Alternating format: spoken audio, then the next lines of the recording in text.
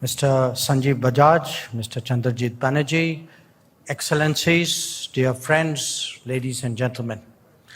Let me say once again how delighted I am to address the special plenary of the 17th CII-EXIM Bank Conclave on the India-Africa Growth Partnership.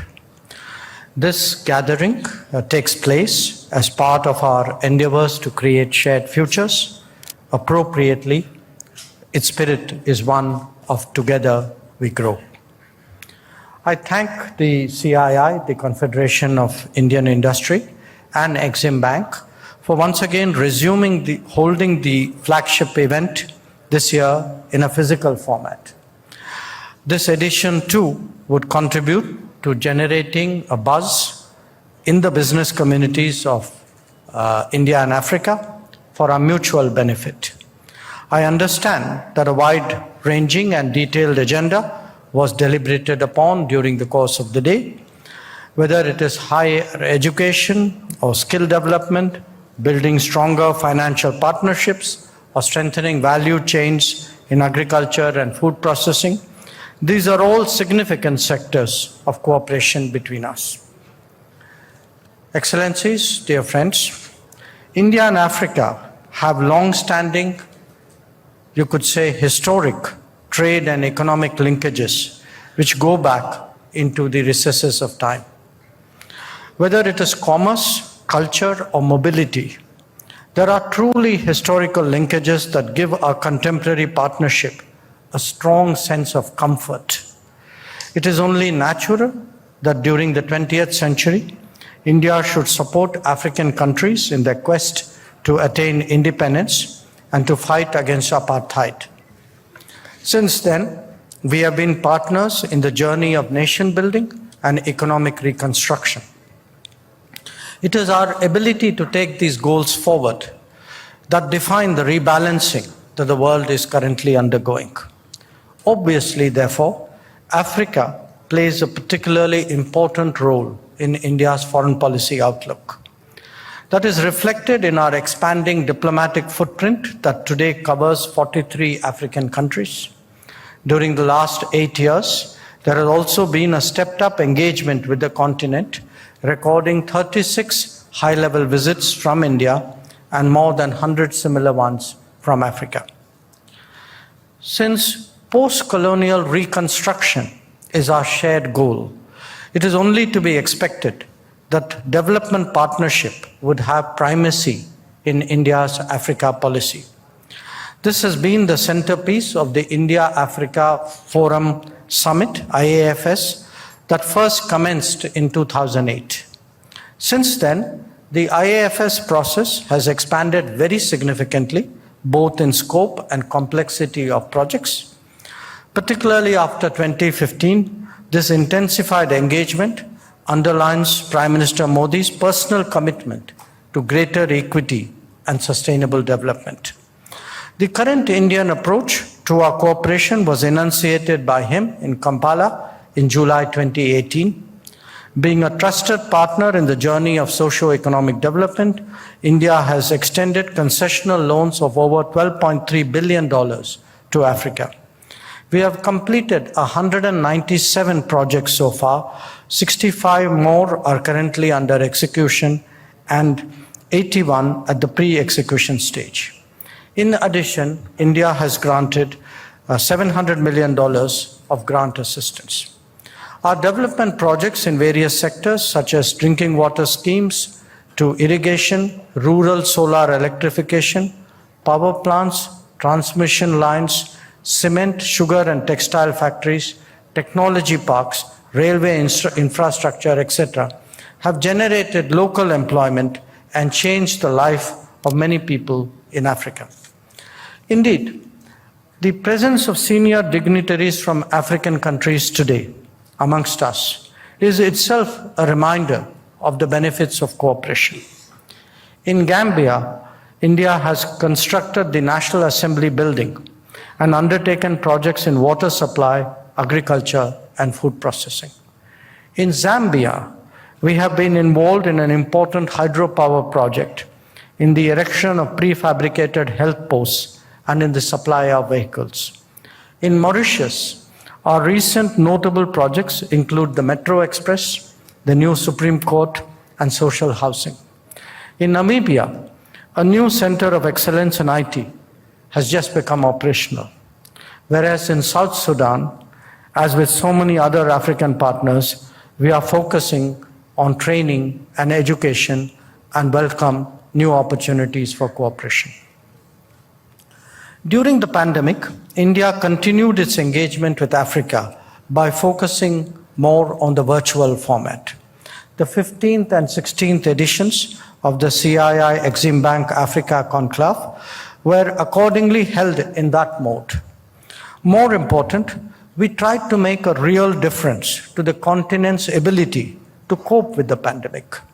32 African countries received 150 tons of medical assistance from India. Many of them also utilized made-in-India vaccines received directly or otherwise from us. At international forums, we have worked together to press for equitable and affordable access to vaccines, including through a TRIPS waiver. Our concerns regarding travel-related discrimination are also very similar. Ladies and gentlemen, the importance of human resources in our relationship cannot be overstated. We are committed to enhancing capacity building and skill development among African youth.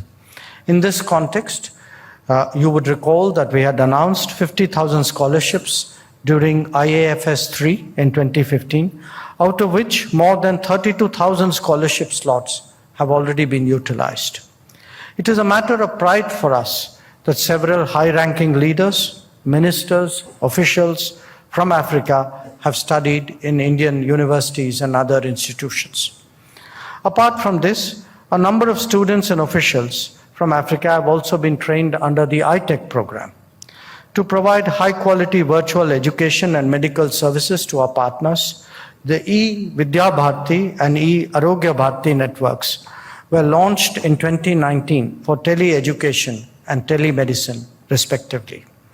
Under these initiatives, youth from 19 African countries have enrolled for various degree and diploma courses.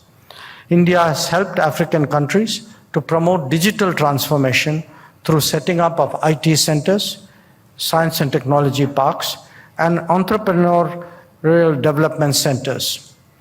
I think there is ample scope in the sphere of technology, and with our emphasis on trust and transparency, India and Africa make natural partners. India has always stood by its friends in times of need.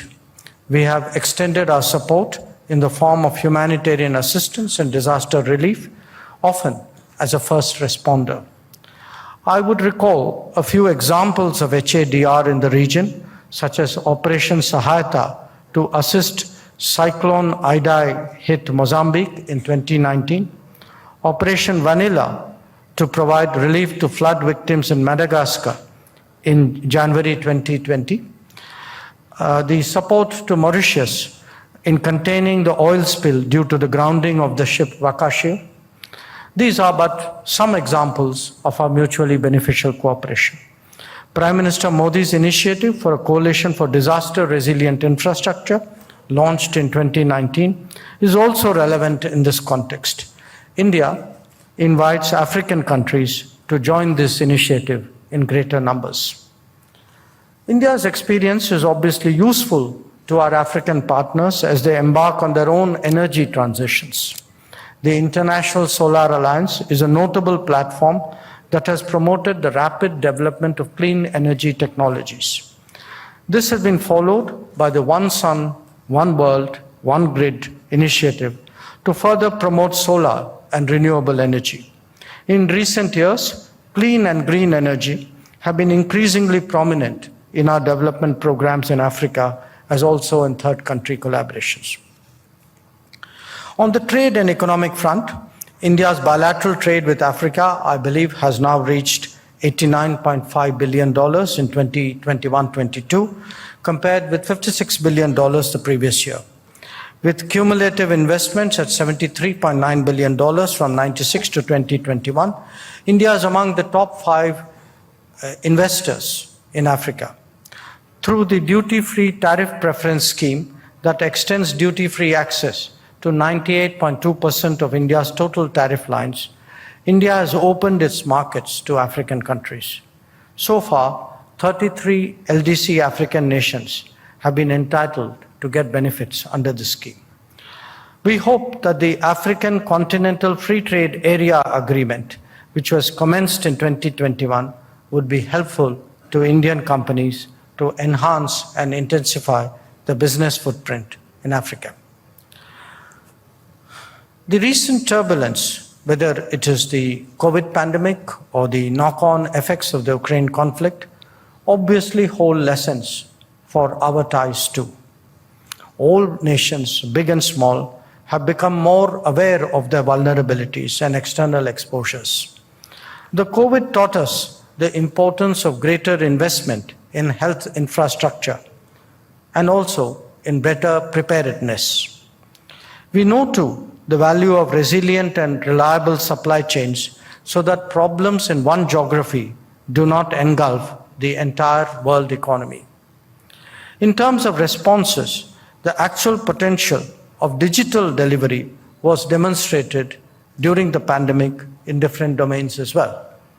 It is therefore worth considering how we, India and Africa, how we can make the triad of health, digital, and green growth the focus of our collaboration.